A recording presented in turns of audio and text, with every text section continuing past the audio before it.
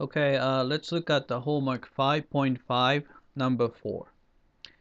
Alright, so I already drew the graphs of these two parabolas. Right, so because of this first one, because this negative sign, we know that it's going to be a parabola facing down, so it's going to be the top curve. And the y equals x squared, we know how to draw that. It's just regular parabola facing up. Alright, so in order to find the area of this region, we need to find these points of intersection. Here's one here, and here's one there. So we're going to just set these two equations equal to each other. So it's going to be x squared is equal to 16 minus x squared, right?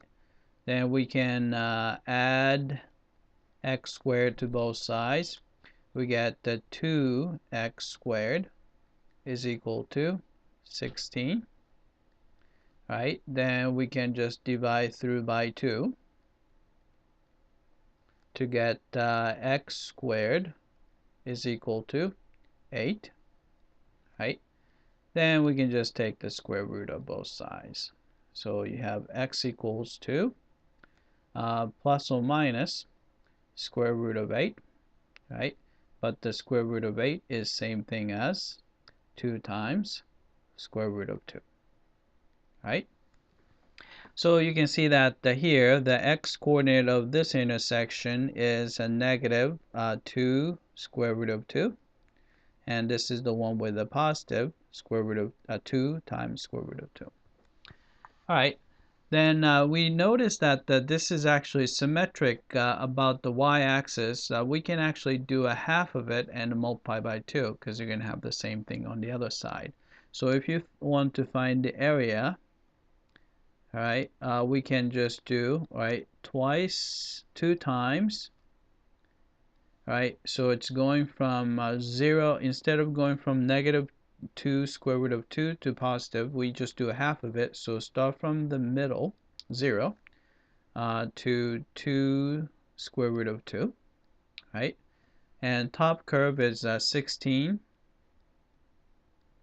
minus x squared, and the bottom curve is x squared, so minus x squared, right, dx. Right, then simplify a bit. So you have, so this is going to be just 16 minus 2 x squared. Right, since both of these guys are even numbers, has 2 as a factor, so I'll pull 2. So 2 was already there too, so it's 2 times 2 is 4. Then integral from 0 to 2 square root of 2. Right, so 2 is pulled out, so you're just going to get 8 minus x squared. And then you have a dx. Right, so you have, let's see, 4 is outside, and take the antiderivative. Antiderivative of 8 would be 8x. Antiderivative of x squared would be x cubed, add 1 to the power, and divide that by that power. Right, then you're going from 0 to 2 square root of 2. Right, so plug in the top number, so 4.